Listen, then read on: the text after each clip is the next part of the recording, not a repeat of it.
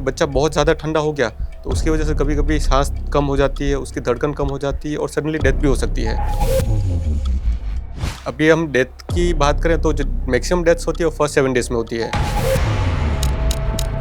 Bright lights और loud music वो भी बच्चे को डैमेज करेगा। आप पेरेंट्स को 3 टिप्स दें जिनसे उनका बच्चा हेल्दी रहे हमेशा। 2 साल तक स्क्रीन नहीं देना है तो नहीं देना है। बच्चा रोए जो भी करे, मोबाइल से चुप नहीं करना है। सही एज क्या है बच्चे को मोबाइल देने की? अगर किसी माँ को दूध ना आए तो फीडिंग नहीं आने का एक रीज़न है मदर स्ट्रेस और नेगेटिव थिंकिंग। न्यूबॉर्न बेबीज़ की जो स्किन होती है एडल्ट्स के कंपैरिजन में 3 गुना पतली होती है। मस्टर्ड ऑयल और ऑलिव ऑयल, ये दोनों ऑयल कभी यूज़ नहीं करना है।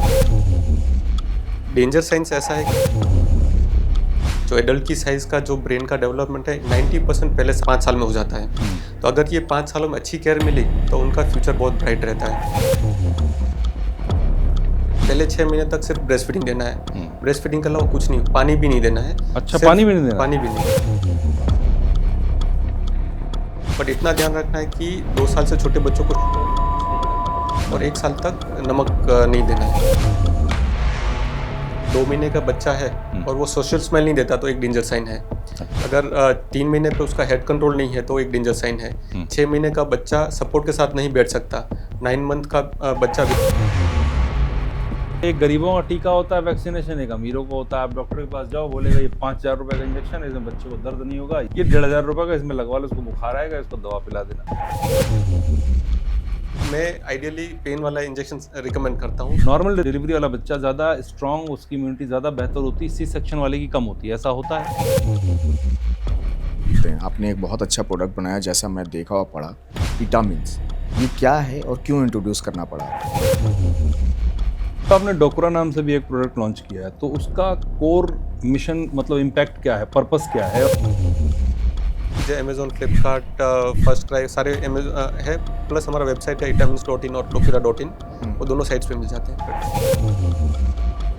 कि माँ का दूध जो है अगर मिस होता है तो क्या इम्पैक्ट करता है? शुगर जो होती है वो बच्चों को किस एज के बाद इंट्रोड्यूस करनी चाहिए? फॉर्मूला मिल्क सेफ ऑप्शन है या लास्ट ऑप्शन? मल्टीविटामिन्स जो देते हैं बच्चों को, डेली देना सही है या गलत?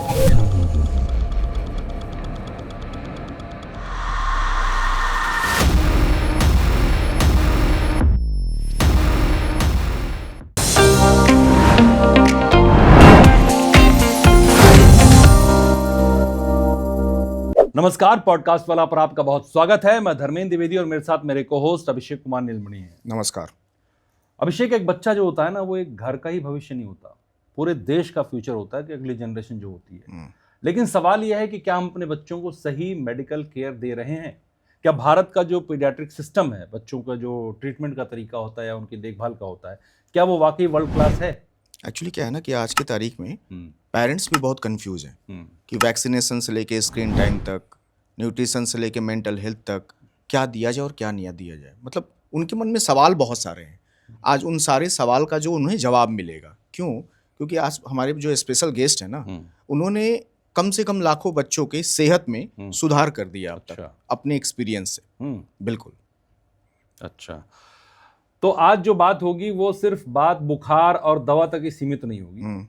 आज बात होगी कि जो इम्यूनिटी को लेके मिथ हैं, जो हेल्थ केयर है बच्चों की, जो गवर्नमेंट पॉलिसीज़ हैं, इंडिया का जो सिस्टम है और जो दुनिया का सिस्टम, उनमें क्या फ़र्क है, कंपैरिजन क्या है, स्पेशल चाइल्ड है उसका क्या सपोर्ट सिस्टम हमारे देश में, आज इन सब पर बात होगी। क्योंकि हमारे स्पेशल गेस्ट जो हैं वो, उनको 15 साल का अनुभव है इस चीज़ में, MBBS हैं, डॉक्टर देवेंद्र डांगर हैं हमारे साथ में। बहुत स्वागत है सर आपका पॉडकास्ट वाला पर। बहुत बहुत स्वागत है आपका। सर, मेरा पहला सवाल ये है कि जब बच्चा होता है किसी का, न्यू बॉर्न बेबी, इन्फेंट है, उसको घर लेके आते हैं तो लोग थोड़े से कॉन्शियस भी रहते हैं, थोड़ा डर भी रहता है, थोड़ा केयरिंग भी रहती है। तो ऐसी 5 क्या टिप्स देना चाहेंगे उनको कि वो अच्छी केयर कर सके, और कौन सी ऐसी गलतियां हैं जो वो नए बच्चे के साथ में बिल्कुल ना करें? तो जब बेबी घर पे आता है तो इनिशियली 2 या 3 दिन का होता है। जो बर्थ के जो पहले 7 दिन रहते हैं उसमें बेबी अपनी लाइफ के लिए स्ट्रगल करता है। इसे अर्ली न्यूनेटल पीरियड कहा जाता है। और ये पीरियड में बेबी अपनी लाइफ के लिए स्ट्रगल करता है और मैक्सिमम कॉम्प्लिकेशन ये अर्ली पीरियड में होते हैं। तो जो अभी हम डेथ की बात करें तो जो मैक्सिमम डेथ्स होती है वो फर्स्ट 7 डेज में होती है। तो ये 7 डेज बहुत ज़रूरी है कि पेरेंट्स बच्चे का अच्छे से क्या हाँ एकदम अच्छा ध्यान रखें। इसमें नंबर 1 है ब्रेस्ट फीडिंग। तो ब्रेस्ट फीडिंग बेबी को पूरा न्यूट्रिशन देता है, उससे उसका शुगर मेंटेन रहता है, उसका टेम्परेचर मेंटेन रहता है, उसको इम्यूनिटी मिलता है और सर्वाइव करने में ये बहुत हेल्प करता है। तो जैसे ही बेबी बॉर्न होता है सबसे पहले ब्रेस्ट फीडिंग स्टार्ट करना है। हर 2 या 3 घंटे पे ब्रेस्ट फीडिंग करवाना है, क्योंकि बेबी का स्टमक कैपेसिटी बहुत कम होता है, जल्दी खाली हो जाता है। और हर बार फीडिंग कराने के बाद डकार दिलाना है कंधे पे रख के। तो अगर ये ब्रेस्ट फीडिंग अच्छा है तो बेबी के सर्वाइवल के चांसेस बढ़ जाते हैं। सेकंड इंपॉर्टेंट चीज़ है इन्फेक्शन कंट्रोल, क्योंकि जो मैक्सिमम डेथ्स होती है that is because of infection. तो अगर बेबी को इन्फेक्शन लग गया तो बेबी क्रिटिकल होकर आईसीयू में जाता है।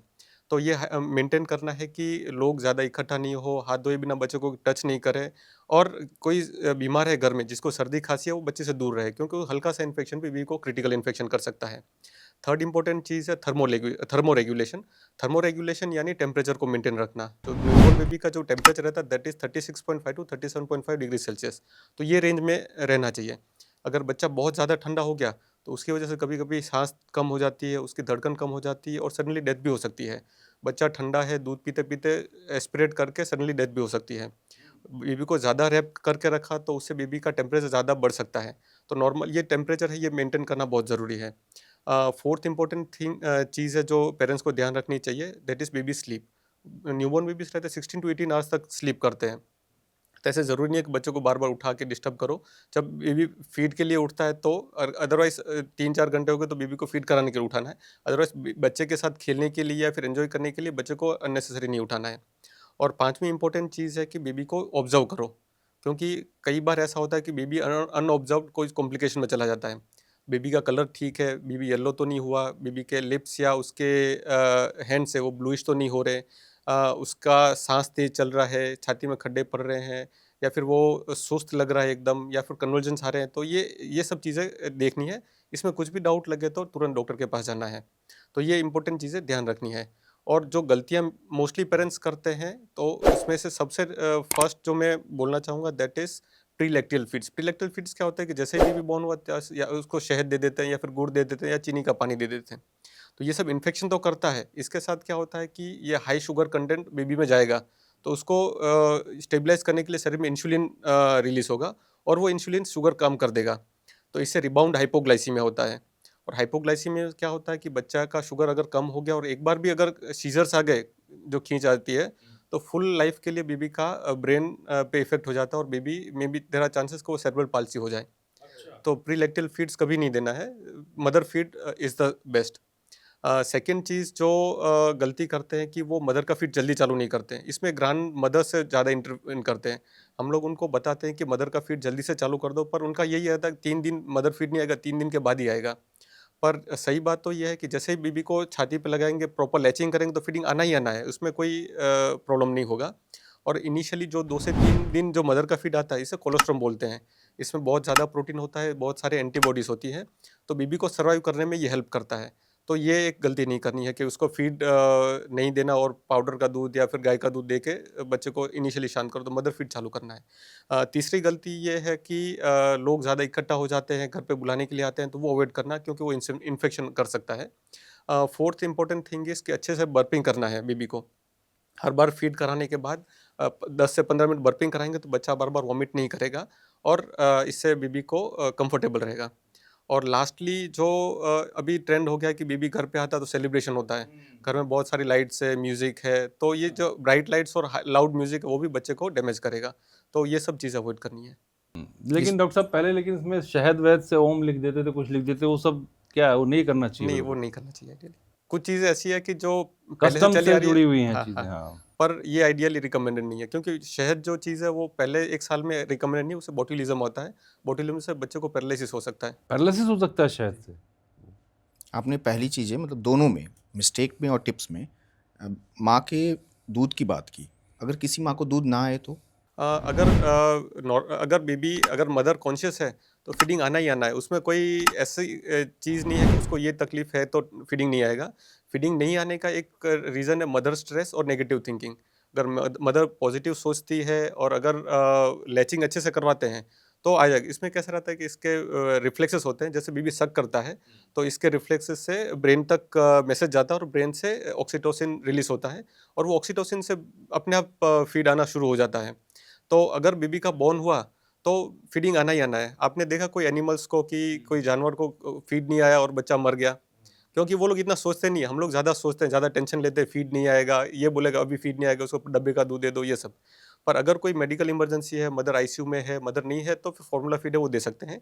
गाय का दूध है वो बहुत ज़्यादा प्रोटीन कंटेंट रहता है और एलर्जन ज़्यादा रहता है, तो वो हम लोग एडवाइस नहीं करते। सेकंड ऑप्शन, अगर मदर का फीड नहीं आता तो कोई डोनर मिल्क दे सकते हैं, जैसे रिलेटिव में कोई मदर है उसका फीड दे सकते हैं। और सबसे लास्ट ऑप्शन है फार्मूला फीडिंग, लास्ट ऑप्शन है फॉर्मूला फीडिंग। सबसे लास्ट। ओके। अच्छा, जो बच्चा होता है ना, बच्चा जब घर आता है तो स्किन जो उसके होते हैं वो बहुत डेलिकेट और सेंसिटिव होते हैं। तो स्किन केयर टिप्स, जैसे मान लो कि लहनाला हो, मसाज हो, डाइपर केयर हो, तो उसमें आप क्या सजेस्ट करते हैं, कैसे करना चाहिए वो सारी चीज़ें? हाँ, तो न्यूबॉर्न बेबीज़ की जो स्किन होती है एडल्ट्स के कंपैरिजन 3 गुना पतली होती है। तो इससे क्या प्रॉब्लम होता है, एक तो ड्राइनेस ज़्यादा हो जाती है, इरिटेशन जल्दी होता है और इन्फेक्शन का रिस्क रहता है। तो ड्राइनेस प्रिवेंट करने के लिए बेबी को डेली नहलाने की ज़रूरत नहीं है, उसको हफ्ते में 2 या 3 दिन नहलाए तो सफिशिएंट है। और जो भी प्रोडक्ट्स यूज़ करते हैं उनका पीएच न्यूट्रल होना चाहिए, ज़्यादा अल्कलाइन नहीं होना चाहिए, क्योंकि मार्केट में मिलने वाले सोप्स आते हैं, सोप्स रिकमेंडेड नहीं है। सिंडेट बार होना चाहिए जिसका न्यूट्रल पीएच है, या फिर कोई बॉडी वॉश यूज़ करे उसका भी पीएच 5.5 होना चाहिए। अगर ये न्यूट्रल पीएच है तो स्किन को कम डैमेज करेगा। नहलाने के बाद बेबी को थिक मॉइस्चराइज़र यूज़ करना है जिसमें सेरामाइड्स हो, जो स्किन को प्रोटेक्ट करेगा। और ये सेरामाइड्स वाला लोशन आप दिन में 3 या 4 बार भी लगा सकते हैं, क्योंकि कुछ बच्चों की स्किन ज़्यादा ड्राई रहती है, सर्दियों में एक्स्ट्रा ड्राई हो जाती है, तो फिर ये लोशन बार बार लगा सकते हैं। एक और चीज़ है कि बच्चों को टैल्कम पाउडर यूज़ नहीं करना है। पाउडर से बेबी स्किन ज़्यादा ड्राई हो जाएगी और इरिटेशन ज़्यादा होगा। कई बार पाउडर छिड़कते हुए उसके ग्रैन्यूल्स लंग्स में चले जाते हैं, उससे उसको एलर्जी और बाकी एस्पिरेशन की वजह से प्रॉब्लम हो सकती है। इसके अलावा जो मसाज के लिए ऑयल यूज़ होता है उसमें मस्टर्ड ऑयल और ऑलिव ऑयल, ये दोनों ऑयल कभी यूज़ नहीं करने हैं, क्योंकि इससे ज़्यादा इरिटेशन होता है। तो मस्टर्ड ऑयल तो सारे यूज़ ये करते हैं। दोनों ही ऑयल यूज होते हैं। मेरी नज़र में तो मस्टर्ड और ऑलिव यही यूज हो ही रहा है। हाँ, ये मीन्स जो आईएपी है, Indian academy of paediatrics, NNF, ये दोनों ऑयल्स है जिन उन्होंने मना किया कि ये दोनों यूज़ नहीं करने हैं। और हर घर में यही हो रहा है। हाँ, तो ये दोनों ऑयल यूज़ नहीं करने। इसके अलावा नेचुरल ऑयल्स यूज़ कर सकते हैं, बट जो सबसे बेस्ट है दैट इज़ कोकोनट ऑयल। और कोकोनट ऑयल में भी जो प्रोसेस्ड आता है, जो मार्केट में मिलता है, वो नहीं, वर्जिन कोकोनट ऑयल है तो सबसे बेस्ट है। कई लोग घी भी यूज़ करते हैं, घी एज सच नेचुरल है, बट घी से क्या होता है कि जो स्वेट ग्लैंड्स है वो कभी कभी ब्लॉक हो जाते हैं। तो लेकिन डॉक्टर साहब, 10 घर में से अगर मैं 9 घर की बात करूँ, एक घर चलो मान भी लूँ, मैंने जो आज तक देखा है सब सरसों तेल ही यूज़ करते हैं या तो ऑलिव ऑयल। तो मतलब आप कह रहे हो वो गलत है, वो नहीं करना चाहिए। डेफिनेटली हमारे इनको भी यही हुआ होगा। हाँ, हमें हमारे यहाँ तो ये सिर्फ ऑयल ही नहीं, मस्टर्ड को लेकर के भिगो करके उसको पीस करके और तब और लगा उसका वो लेप बनाते थे और उसको लगा करके पूरी बॉडी को रगड़ रगड़ के, हम लोग बचपन में छोटे थे जब 2-4 महीने के रहे होंगे तो बताती हैं हमारी मदर, और वो कैसे होता था चीज़ें। इससे क्या होगा, एक तो स्किन ड्राई हो जाएगी और इरिटेशन बहुत हो जाएगा, स्किन एकदम रेड रेड हो जाएगी। हाँ फिर हाँ, रेड उसके हो जाती थी मसाज के बाद, बच्चे की स्किन बिल्कुल रेड हो जाती थी, रगड़ रगड़ के उसको बिल्कुल हाथ पैर सीधा कर देते उसका। तो पहले जो दादियाँ होती थी ऐसे करती थी। वैसे ही करती थी मसाज। हाँ, तो ये गलत प्रैक्टिस है कि इतना रगड़ के मसाज भी नहीं करना है और ये 2 ऑयल यूज़ नहीं करने हैं।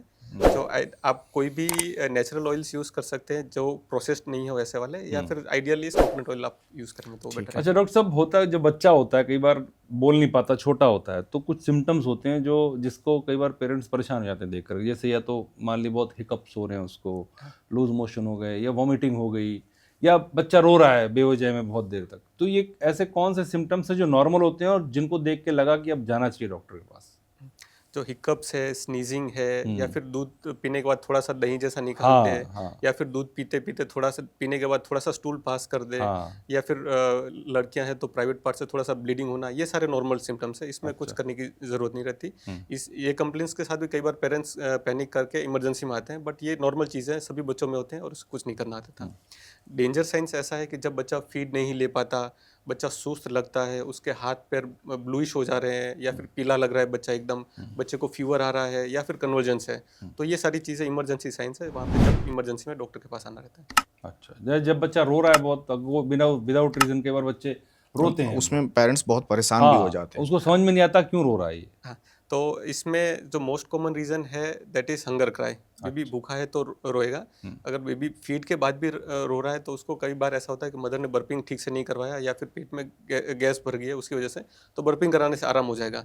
कई बार ऐसा होता है कि बच्चों के नाक ब्लॉक है, नेजल सिक्रेशंस आ रहे हैं या फिर फीडिंग लेने में दिक्कत हो रही है, उसकी वजह से बच्चा रो रहा है।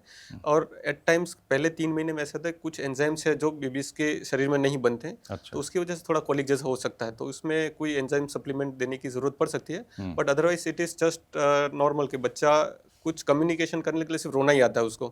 अगर उसे भूख लगी है तो भी रोएगा, उसको सोना है तो भी रोएगा, अगर वो एक ही जगह पे है और उसको स्किन में इरिटेशन हो रहा, मजा नहीं आ रहा तो भी रोएगा।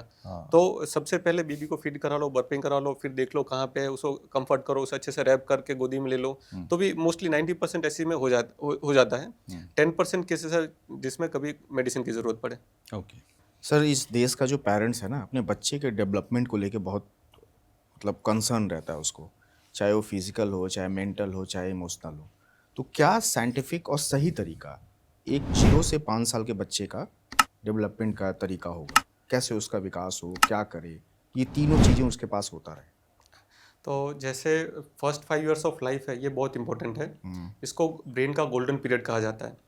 जो एडल्ट की साइज़ का जो ब्रेन का डेवलपमेंट है 90% पहले 5 साल में हो जाता है। तो अगर ये 5 सालों में अच्छी केयर मिली तो उनका फ्यूचर बहुत ब्राइट रहता है। तो ये फाउंडेशन बन गया, वो आगे फ्यूचर के लिए इमोशनली, मेंटली, इंटेलिजेंट वाइज सब में ये अच्छा रहता है। तो इसमें सबसे इम्पोर्टेंट है वो न्यूट्रिशन है।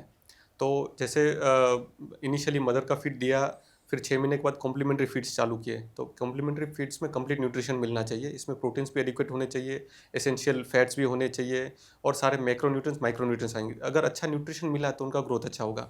सेकंड इंपॉर्टेंट चीज़ है प्रॉपर स्लीप, क्योंकि जब बच्चा अच्छे स्लीप करते हैं, स्लीप के टाइम ग्रोथ हार्मोन रिलीज होता है, तो ये ग्रोथ हार्मोन की वजह से उनका हाइट वेट तो बढ़ता है, ब्रेन का डेवलपमेंट भी अच्छा होता है।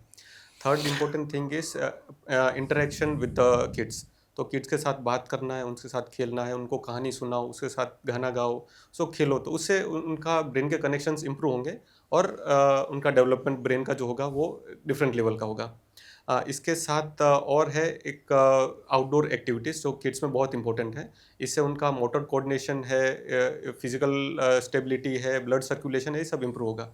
तो अगर इन चीज़ों का ध्यान रखा तो फिर आगे के साल है बहुत अच्छे आने के चांसेस हैं। खाने का क्या करना है सर? आप खाने का बता रहे, तो खाने में क्या खिलाया जाए? It should be a balance meal जिसमें एक ही चीज़ नहीं होनी चाहिए। प्रोटीन एडिक्वेट होना चाहिए, कार्बोहाइड्रेट एडिक्वेट होने चाहिए, सारे फ्रूट्स एंड वेजिटेबल्स आने चाहिए ताकि उनको माइक्रोन्यूट्रिएंट्स भी सारे कवर अप हो जाए। ठीक है। तो प्रोटीन के लिए पल्सेस ले सकते हैं, दाल से हमारे अगर एग खाते तो एग या फिश वो सब ऐड कर सकते हैं। कार्बोहाइड्रेट्स का हमारा चावल है, रोटी है, वो सब है, और मैक्रो और माइक्रोन्यूट्रिएंट्स की सारी सब्जियां और ये है। तो हमारा जो फुल प्लेट होता है ये होना चाहिए। ऐसा जैसे प्रोसेस्ड फूड है जिसके अंदर सिर्फ कार्बोहाइड्रेट ज़्यादा है या फिर फैट ज़्यादा है, प्रोटीन नहीं है, ऐसा डाइट नहीं होना चाहिए। ठीक। डॉक्टर साहब, बच्चे को ये तो हो गई 5 साल की, मैं चाहता हूँ कि आप ये बताएं कि जब बच्चा छोटा होता है उससे 5 साल तक उसको क्या खिलाएं, कैसे खिलाएं, कब खिलाएं, एक न्यूट्रिएंट जो होता है वो कैसे दें, फूडिंग गाइड जो होती है जो ब्रेस्ट फीडिंग से लेकर के सॉलिड फूड तक, मील तक आती है, उसके बारे में थोड़ा सा बताते हैं आप। जैसे बच्चा बॉर्न होता है, ब्रेस्ट फीडिंग जल्दी चालू कर देते हैं। पहले 6 महीने तक सिर्फ ब्रेस्ट फीडिंग देना है। ब्रेस्ट फीडिंग के अलावा कुछ नहीं, पानी भी नहीं देना है। अच्छा, पानी भी नहीं देना? पानी नहीं, सिर्फ मदर्स मिल्क और एसेंशियल दवाइयाँ है जैसे विटामिन डी है या फिर कभी बीमार है तो दवाई देने की ज़रूरत पड़ी वो। इसके अलावा और कुछ नहीं देना है। 6 मंथ्स कंप्लीट होने के बाद हम कॉम्प्लीमेंट्री फीड्स ऐड कर सकते हैं। कॉम्प्लीमेंट्री फीड्स में लोग क्या गलती करते हैं कि दाल का पानी, चावल का पानी वो सब देते हैं, वो नहीं देना है। उसको इनिशियली प्राइमिंग के लिए 1-2 दिन दिया तो ठीक है, but it should B semi solids. ऐसा इतना कंसिस्टेंसी होना चाहिए कि चम्मच से गिराए तो चम्मच से गिरना नहीं चाहिए इतना। तो 6 महीने के बाद प्योरी फॉर्म में स्टार्ट कर सकते हैं। 8 मंथ्स के बाद हम मैश्ड फूड्स दे सकते हैं। 10 मंथ्स के बाद हम फिंगर फूड्स या चॉप फूड्स जो रहते हैं इसको बॉईल करके वो दे सकते हैं। 1 साल के बाद जो घर में बनता है सब कुछ दे सकते हैं, बट इतना ध्यान रखना है कि 2 साल से छोटे बच्चों को शुगर इंट्रोड्यूस नहीं करना है और 1 साल तक नमक नहीं देना है। अच्छा, शुगर देना ही नहीं है? हाँ, शुगर नहीं देना है और नमक भी नहीं देना? नहीं। हाँ, तो बच्चे को तो लोग चॉकलेट दे देते हैं। हाँ, आजकल तो सब खिला रहे हैं, चॉकलेट खिला रहे हैं, केक भी मुंह में लगा देते हैं, कहीं बर्थडे हुआ तो कटवा। तो ये नहीं देना, गलत है? नहीं, ये नहीं देना, क्योंकि शुगर से एक तो इनका ब्रेन का जो है वो हाइपर एक्टिव होने के चांसेस है, प्लस उनको शुगर का टेस्ट अगर आदत लगी तो बाकी खाना नहीं लेंगे बच्चे। और शुगर में ज़्यादा मीन्स शुगर एक ऐसा है जिसमें 0 nutrition with high amount of calories है, तो फ्यूचर में भी प्रॉब्लम करेगा, शॉर्ट टर्म में लॉन्ग टर्म में दोनों में इफेक्ट करेगा वो। क्या ये ब्रेन डेवलपमेंट में असर डालता है ये शुगर? अगर शुगर देते हैं इनटेक तो हाँ। क्या बच्चे को आगे ब्रेन से रिलेटेड कोई चीज़ें प्रॉब्लम हो सकती हैं? डेफिनेटली हो सकती है। हो सकती हैं। एक जो आजकल आपने सेरेब्रल क्या बोला था? Cerebral palsy. सेरेब्रल पाल्सी वो है या ऑटिज्म है, क्या इसके पीछे भी फूडिंग का कोई रोल है? सेरेब्रल पाल्सी बर्थ डिफेक्ट्स की वजह से होता है, जैसे बेबी क्राई नहीं करता तो वो रीजंस रहते हैं। मतलब ऑक्सीजन नहीं इनटेक हुआ हाँ, इसलिए? उसकी वजह से अगर ब्रेन में इंजरी है तो that will lead to cerebral palsy. अच्छा। ऑटिज्म है वो एज सच जेनेटिक या फिर उसके मल्टीफैक्टोरियल रहता है, बट एक वर्चुअल ऑटिज्म है जो स्क्रीन से होता है। और डाइट से क्या होता है कि बिहेवियरल डिस्टर्बेंसेस बहुत ज़्यादा होते हैं। अच्छा। बच्चे का चिड़चिड़ापन होना, जल्दी बीमार होना, कम कैलोरीज की वजह से उनका इम्यूनिटी ग्रोथ रुकना, कमजोर होना हाँ, ये सब उसकी। चीज़ें तकलीफ करती हैं। अच्छा डॉक्टर साहब, क्या होता है कई पेरेंट्स जो हैं वो ये कंप्लेन करते हैं कि उनका बच्चा खाना नहीं खाता, और कई बार ऐसा होता है कि वो चूज़ी होता है बहुत। हाँ। वो चूज़ करके ही खाता है। जैसे आपने अभी बोला कि वो शुगर नहीं देना, लेकिन वो पता चलता है कि चीनी ही मांगता है, पता चलता है कि वो चॉकलेट ही मांगता है। तो कई बार पेरेंट्स मजबूर होकर देते हैं। तो कहाँ क्या अप्रोच में गलती हो जाती है, क्या मिस्टेक पेरेंट्स कर रहे हैं, या कैसे हम उसको हेल्दी डाइट दें बच्चे को, क्योंकि बच्चा तो मेरा खा ही नहीं रहा है। हाँ। तो फिर भी अब देना है, कैसे दिया जा सकता है? कोई तरीका आप बताएं, कोई टिप्स बताएं। तो जैसे बच्चा 6 महीना का हुआ और हमने कॉम्प्लीमेंट्री फीड चालू किया, तो हमें वैरायटी ऑफ फूड्स देना चाहिए। ऐसे नहीं एक चीज़ दिया, 2 चीज़ दिया, ऐसे नहीं करना। और अपने आप बेबी को हाई चेयर पे बिठा के उसको खाने दो। वो थोड़ा खाएगा, थोड़ा गिराएगा, सारा मैसी कर देगा, बट उसको एक्सप्लोर करने दो। तो जितना भी खाएगा उसको धीरे धीरे इंटरेस्ट डेवलप होगा। अगर आपने फोर्स फीडिंग किया तो उसको एक पनिशमेंट लगेगा फूड, तो फूड में कभी इंटरेस्ट नहीं लगेगा। नेक्स्ट चीज़ है स्क्रीन से नहीं खिलाना। पेरेंट्स यही सोचते हैं नहीं खा रहा, चलो स्क्रीन दिखा के थोड़ा सा खा ले रहा, कुछ जाएगा पेट में, पर उससे कभी खाने में इंटरेस्ट नहीं आएगा, वो पिकी ईटर ही होगा। फिर जब स्क्रीन नहीं मिला तो नहीं खाएगा, और धीरे धीरे स्क्रीन का टाइम बढ़ता जाएगा और बच्चे को कॉम्प्लिकेशंस और बढ़ते जाएंगे। तो ये स्क्रीन टाइम अवॉइड करना है। इसके अलावा हम लोग फैमिली मील्स कर सकते हैं, जब सब लोग साथ में बैठो, सब पेरेंट्स देख के बच्चा भी पेरेंट्स को देख के खाना सीखेगा, तो ये कर सकते हैं। तो इससे पिकी ईटिंग कम होगा। और जैसे शुगर या फिर हमारा जो सॉल्ट है, वो जो स्पाइसी चीज़ें अवॉइड किया तो he will be use to सारे टेस्ट, उसको आदत लगेगी सारे टेस्ट की, तो फिर ये पिकी ईटिंग का आदत नहीं होगा। अगर लग गया आदत तो फिर आप धीरे धीरे, एकदम से नहीं होगा, बट आप धीरे धीरे जैसे स्क्रीन टाइम कम करो, आप लोग साथ बैठ के खाना खिलाओ बच्चे को, तो फिर धीरे धीरे इम्प्रूव हो जाएगा। लेकिन सर 1.5-2 साल का बच्चा क्या ये सुनने को तैयार होता है? क्योंकि बहुत बार बहुत ज़िद्दी हो जाता है कि नहीं मुझे मोबाइल लाओ, मोबाइल देखेगा तभी फिर खाएगा। या 2 साल 3 साल का बच्चे की बात मैं कह रहा हूँ। हाँ। वो बहुत पिकी हो जाते हैं फिर। हाँ, वो हमने उसको आदत डाली है इसलिए। अगर हम लोग उसको स्क्रीन दिखाएं, उसको पता ही नहीं स्क्रीन क्या है, तो वो कभी नहीं मांगेगा। तो अभी जो स्क्रीन के रिकमेंडेशन है उसमें ऐसा है कि 2 साल तक बिल्कुल स्क्रीन टाइम नहीं देना। इवन वीडियो कैमरा से हम जो कॉलिंग करते हैं वो भी अलाउड नहीं है। तो 2 साल तक नो स्क्रीन टाइम। 2 साल के बाद हम लोग थोड़ा स्क्रीन अलाउ कर सकते हैं। 2 साल से 5 साल तक अप्रोक्सीमेटली 1 आवर्स तक कर सकते हैं, बट वो भी सुपरवाइज्ड। हम लोग साथ में बैठे हैं, वो क्या देख रहा है, उसे क्या सीख रहा है, वो एक मॉनिटरिंग होना चाहिए। 5 साल के बाद हम लोग कर सकते हैं allow, but that should be maximum up to 2 hours. जितना ज़्यादा स्क्रीन टाइम है उसका इंटरेक्शन उतना कम होगा, उसका कंसंट्रेशन कम होगा, ब्रेन पे इफेक्ट होगा। तो स्क्रीन टाइम तो ऐसा सच अवॉइड ही करना है। डॉक्टर साहब, ये तो स्क्रीन टाइम तो आजकल सबके पास हो गया। मैं देख रहा हूँ कि हर पेरेंट्स बच्चे को मोबाइल दे देते हैं और वो देख के खाता, मतलब 90% जगह देखता हूँ अभिषेक मैं कि बिना मोबाइल देखे बच्चा खाना नहीं खाता है। तो ये बहुत गलत एक ट्रेंड बन चुका है। और मैं तो बल्कि मेरे सामने कोई करता है तो मैं तो मना भी करता हूँ मत दो, हमने तो नहीं दिया कभी। अब लेकिन बात आती है, आपने डेवलपमेंट की बात की कि आप स्क्रीन एक्सपोजर है तो डेवलपमेंट पे दिमाग के फ़र्क पड़ता है, फूड से फ़र्क पड़ता है। सवाल ये कि जो बच्चे के माइलस्टोन होते हैं डेवलपमेंट के, चाहे वॉकिंग हो, टॉकिंग हो, या ओवरऑल डेवलपमेंट जो भी होता है, वो सबका डिफरेंट होता है हर बच्चे का। लेकिन कुछ ऐसे डेवलपमेंट्स होते होंगे जो अलार्मिंग होते हैं। अगर वो नहीं हो रहे हैं तो हमको डॉक्टर से कंसल्ट करना चाहिए। ऐसा कोई पॉइंट होता होगा, तो वो क्या होता है सिम्टम्स? अगर सिंपली याद रखे तो अगर 2 महीने का बच्चा है और वो सोशल स्मेल नहीं देता तो एक डेंजर साइन है। अच्छा। अगर 3 महीने पे उसका हेड कंट्रोल नहीं है तो एक डेंजर साइन है। 6 महीने का बच्चा सपोर्ट के साथ नहीं बैठ सकता, 9 मंथ का बच्चा विदाउट सपोर्ट नहीं बैठ सकता, और 1.5 साल पे बच्चा चल नहीं सकता, तो ये डेंजर साइंस है।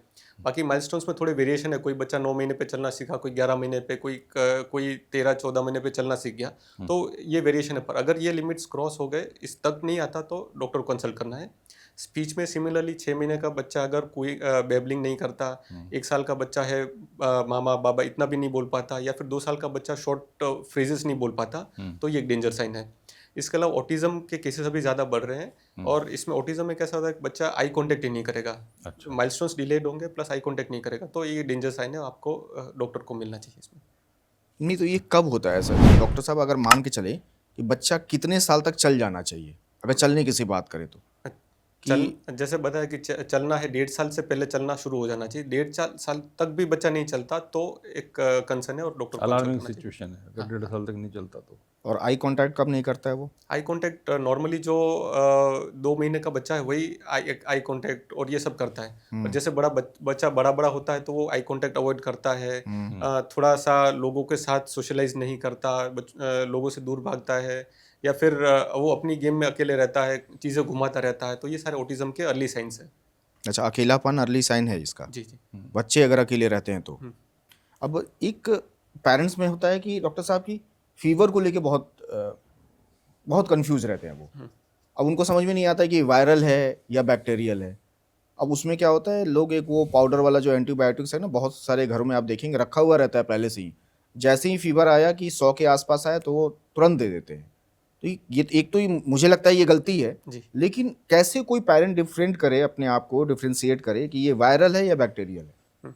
ज़्यादातर जो इन्फेक्शंस होते हैं वो वायरल होते हैं, और वायरल में ऐसा होता है कि हाई ग्रेड फीवर से स्टार्ट होता है, तो अगर पहले दिन एकदम हाई ग्रेड फीवर आया तो वो वायरल है। तो initially 2 days high grade fever, फिर 3rd-4th डे पे थोड़ा कम हो जाएगा, फिर 6th डे तक चला जाएगा, और जब फीवर उतर जाता है तो बच्चा अच्छे से खिलता है, ऐसा लगेगा कि नहीं बच्चा बीमार है, तो ये वायरल इन्फेक्शन है, इसमें एंटीबायोटिक की कभी ज़रूरत नहीं है। बैक्टीरियल इन्फेक्शन में कैसा होता है कि बच्चा इनिशियली थोड़ा लो ग्रेड फीवर होगा पर थोड़ा डल रहेगा, 2nd डे पे फीवर थोड़ा बढ़ेगा, डलनेस और बढ़ेगी, और फिर 3rd-4th डे पे फीवर और ज़्यादा राइज होगा और बच्चा खाना छोड़ देगा, खेलना छोड़ देगा, सुस्त रहेगा। तो ये सारे साइंस है कि जिसके अंदर ये बैक्टीरियल इन्फेक्शन कंसिडर करके डॉक्टर को कंसल्ट करना है। एंटीबायोटिक्स घर पे रखना अच्छी चीज़ नहीं है, ऑलवेज डॉक्टर को कंसल्ट करके बाद ही एंटीबायोटिक चालू करें, क्योंकि एंटीबायोटिक्स भी अलग अलग सिस्टम्स के लिए अलग अलग एंटीबायोटिक्स जो काम करती है, हर एक के लिए एक एंटीबायोटिक काम नहीं करती। तो अगर बैक्टीरियल है, जैसा कि आपने पहले दिन का केस बताया कि पहले दिन अगर फीवर कम है, दूसरे दिन अगर फीवर ज़्यादा है और बच्चा लो हो रहा है, तो डॉक्टर से कंसल्ट करें। डेफिनेटली। और वायरल में क्या करें सर? वायरल में सिम्टोमेटिक दे सकते हैं, जैसे सर्दी खांसी है तो सर्दी का दवाई, खांसी का दवाई अगर ज़्यादा है तो, अगर अदरवाइज तो सर्दी खांसी अपने आप ठीक हो जाएगी, हल्का सा है तो वेट कर सकते हैं। बाकी पैरासीटामोल आप फ्रीली दे सकते हैं, आप घर पे रख सकते हैं, जब भी फीवर है पैरासीटामोल मेजर करके दे दो, क्योंकि उसमें डोजेज सही होना चाहिए और टेम्परेचर सही में। कई बार ऐसा लगता है पेरेंट्स को हल्का सा गर्म है, फीवर है, पर रियल में फीवर नहीं होता, बच्चा खेल के आया तो भी थोड़ा गर्म लगेगा, अगर फीवर आएगा तब बच्चा डल हो जाएगा, तो पैरासीटामोल आप घर पे दे सकते हैं, वो घर पे रख सकते हैं पैरासीटामोल। उसमें भी कोई सजेशन आप देंगे कि कितने साल के बच्चे को कितना देना चाहिए? हाँ, उसके लिए अलग अलग प्रिपरेशन आते हैं, और इसका डोज जो रहता है 10 to 15 mg पर kg। बेबी का जितना वेट है उसके हिसाब से उसका डोज कैलकुलेशन होता है। ओके। तो जब भी ऐसा लगे कि आपको फीवर का मेडिसिन है, जब भी रूटीनली आप विजिट करते हैं तो आप डॉक्टर से एक बार पूछ लीजिए अभी इसका वेट इतना है तो अभी इसका डोज कितना होगा। तो इनिशियली हम ड्रॉप्स यूज़ करते हैं, फिर सिरप आता है, सिरप में भी 120 mg पर 5 ml और 250 mg पर 5 ml, तीसरा एक आता है 500 mg पर 5 ml। तो कोई भी सिरप ऐसा नहीं है कि ये सिरप कोई भी सभी को चलेगा, सबका अलग अलग सिरप होगा और सबका डोज अलग अलग होगा, और वो वजन के हिसाब से होगा, एज के हिसाब से नहीं होगा। अच्छा, वजन के हिसाब से होता है, जितना बॉडी वेट होगा उस हिसाब से आप दें। हाँ। ये आपने ठीक करा सब कि कोई भी पेरेंट्स हैं अपनी मर्जी से आप बच्चे को दवा मत दीजिएगा। अगर बुखार है तो पता चला घर में पैरासीटामोल, कालपोल जो भी रखी है आपने उठा के दे दिया, बिल्कुल मत कीजिएगा। आप डॉक्टर से कंसल्ट करके तब उसको दवा दीजिएगा, क्योंकि हर बच्चे की बॉडी अलग होती है, सबके सिम्टम अलग होते हैं, सबके ट्रीटमेंट अलग होते हैं। डॉक्टर साहब, जो सबसे इम्पॉर्टेंट पहलू होता है बच्चे के जन्म के बाद वो होता है वैक्सीनेशन का। पैदा होते ही 2-4 इंजेक्शन लग जाते हैं, फिर 15 दिन में, फिर 21 दिन में, तो वो एक बच्चे को सिक्योरिटी देता है जो गंभीर डिजीज़ होती हैं उनसे। लेकिन आजकल पेरेंट्स को लग रहा है कि इससे इन्फेक्शन भी बढ़ रहा है, तो इसका क्या सच क्या है, इसका क्या रियलिस्टिक अप्रोच होनी चाहिए पेरेंट्स की वैक्सीनेशन को लेकर के? तो वैक्सीन जो भी है वो क्रिटिकल डिजीज़ के लिए है, जिससे लाइफ थ्रेटनिंग, जिससे डेथ हो सकती है या फिर उसको एडमिशन की ज़रूरत पड़ सकती है या फिर ज़्यादा परेशानी हो सकती है। तो ये सारी जो लाइफ थ्रेटनिंग डिजीज़ है उनके सबके लिए वैक्सीन्स हैं। वैक्सीन्स इसीलिए बनाई गई थी कि हम लोग वो बीमारियों से निकल पाए। इनिशियल फेज में इतनी ज़्यादा वैक्सीन्स नहीं थी, अभी वैक्सीन्स इतनी आ गई। अभी हम लोग देखेंगे स्मॉल पॉक्स, तो स्मॉल पॉक्स अभी देखा ही नहीं किसी ने, मैंने भी नहीं देखा, हमने पढ़ा भी नहीं स्मॉल पॉक्स के बारे में, क्योंकि वो आउट ऑफ सिलेबस हो गया। क्योंकि पहले ये बहुत कॉमन था और उससे बहुत डेथ्स होती थी, तो ये इसका वैक्सीन आया, वैक्सीन से पूरा निकल गया। पोलियो भी दिखता नहीं है। हम लोग जब छोटे थे तब हमने देखे थे कई लोगों को पोलियो था और चलने में दिक्कत होती थी। अभी पोलियो हमारे इंडिया से निकल गया है। This is just because of vaccination. तो वैक्सीनेशन इंपॉर्टेंट है और डेडली डिजीज के लिए है। पर इसके अलावा और बहुत सारे वायरसेस है, बैक्टीरिया है जो माइल्ड इन्फेक्शन कर सकते हैं। तो इन्फेक्शन बढ़े ऐसा नहीं है, बट बहुत सारे वायरस है जिनके लिए वैक्सीन नहीं है, तो उनके लिए ज़रूरत नहीं है। बट ये ऐसी वायरसेस है जो 3-4 दिन में अपने आप ठीक हो जाएगा, कुछ करना नहीं है। और एक बार वायरस का इन्फेक्शन हुआ या बैक्टीरियल इन्फेक्शन हुआ तो अपने शरीर में उसके अगेंस्ट में इम्यूनिटी आ जाती है।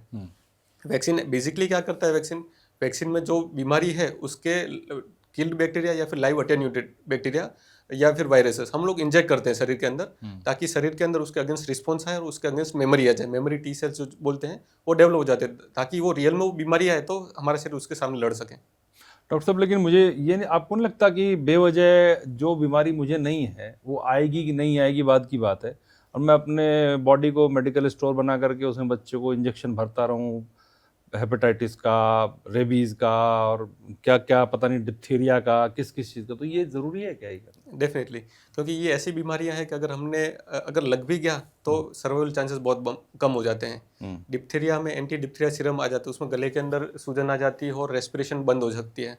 तो डिप्थीरिया ऐसे रेबीज है, रेबीज का अगर वैक्सीन नहीं लिया, जैसे अभी हमने कुछ सेलिब्रिटीज, एक हॉकी प्लेयर है जिनकी डेथ हो गई थी, उन्होंने वैक्सीन नहीं लिया था। तो रेबीज एक बार हो गया तो कुछ इलाज ही नहीं है, यू हैव टू डाई, और तड़प तड़प के मरेंगे आप।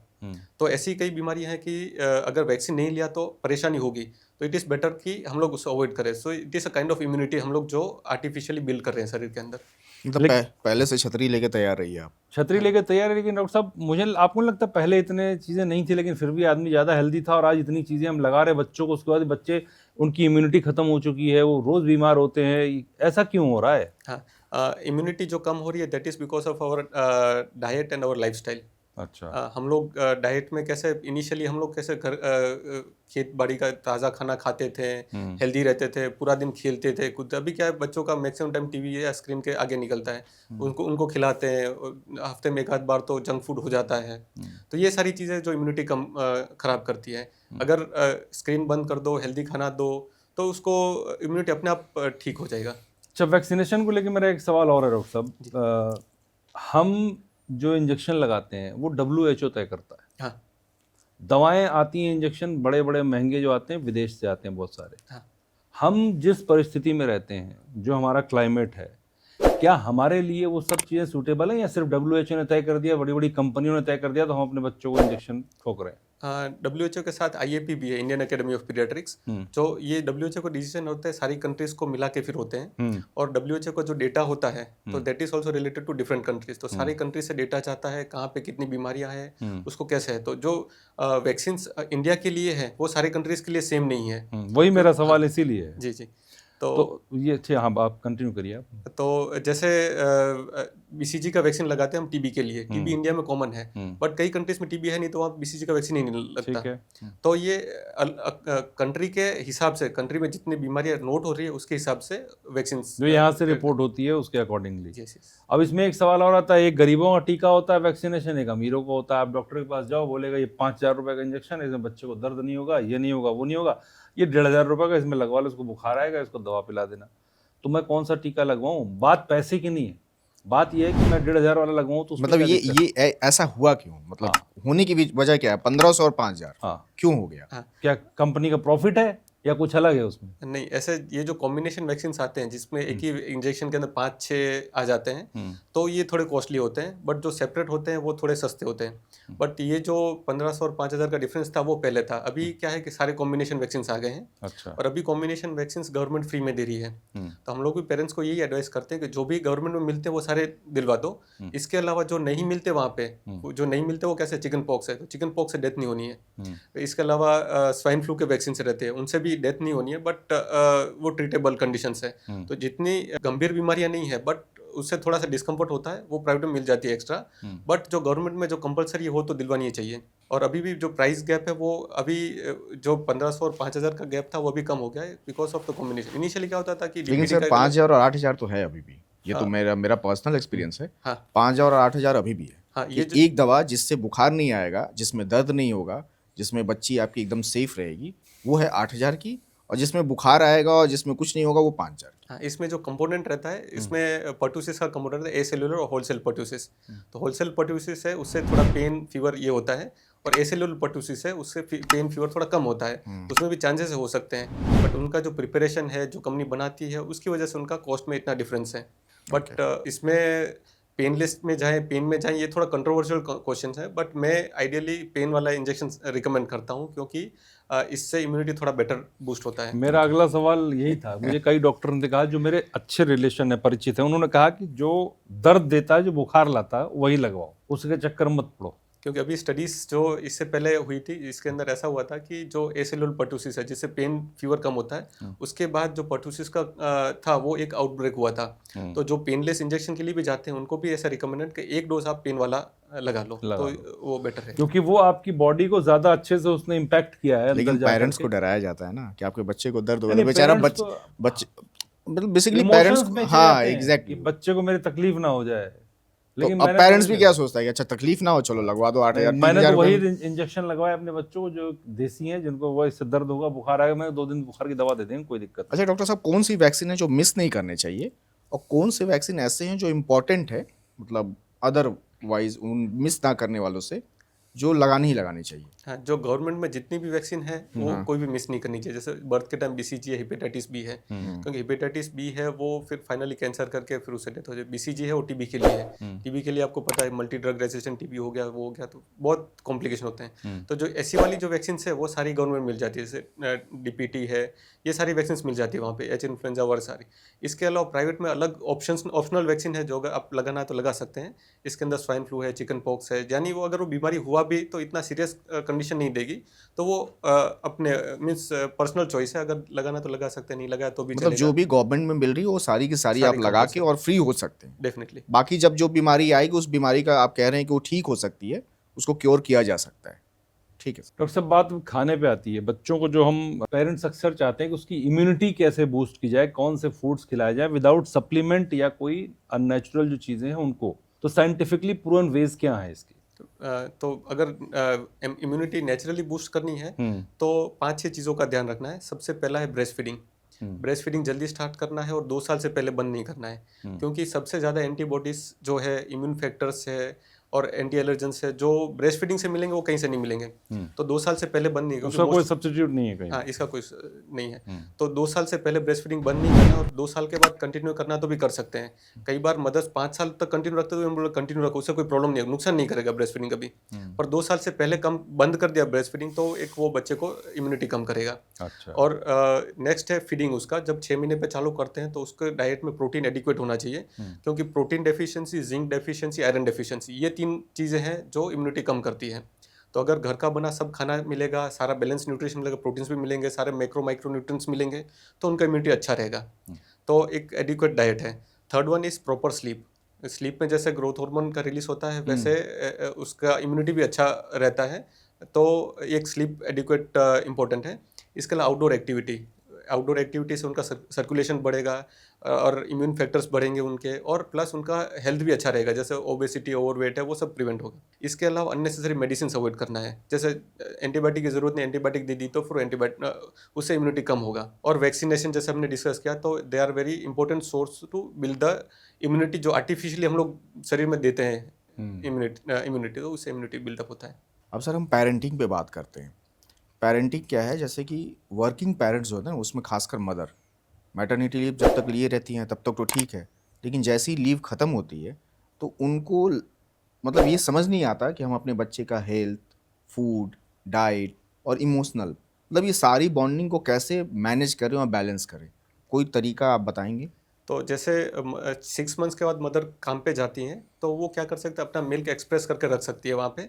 तो बच्चे को पूरा दिन ऐसा नहीं हो कि कंटिन्यूस 6 घंटे 8 घंटे मदर नहीं है तब तक मदर फीड नहीं मिले। अगर मदर का फीड निकाल के रूम में भी रखा तो 4 से 6 घंटे तक खराब नहीं होगा। अच्छा। फ्रिज में स्टोर रखा तो 24 घंटे तक खराब नहीं होगा।